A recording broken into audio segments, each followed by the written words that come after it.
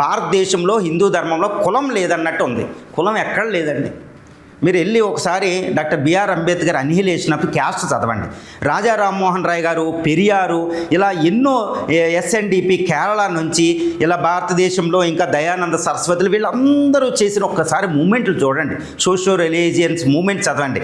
రెనేజెన్స్ జరిగింది చూడండి. వీళ్ళందరూ సంఘ సంస్కర్తలు ఎందుకు పనిచేశారండి? జ్యోతి బాపులే వీళ్ళందరూ కులం ఉంది కాబట్టి దానికి ఎగ్నెస్ట్గా పనిచేశారు కదా. మరి కులం ఎలా ఉంది? మీరు వైదిక ధర్మంలో మతంలో కులం లేదు, కానీ ఆ వైదిక ధర్మం, ఆ మతం ఆర్య ధర్మం లేదా సనాతన ధర్మాన్ని ఆధారం చేసుకునే కదండి, ఆధారం చేసుకునే వేదాలు, అది ఋగ్వేదం ఆధారం చేసుకుని మనకు కులధర్మం తెచ్చారు కదా. 4 పంచమ కులాలు తెచ్చేశారు, పంచమ కులం తెచ్చేశారు. దారుణమైన స్థితి. భారతదేశంలో హిందూ మతానికి ఏకైక డెవిల్లు ఎవరు అంటే కుల వ్యవస్థ. ఇప్పటికీ కుల వ్యవస్థ ఉంది.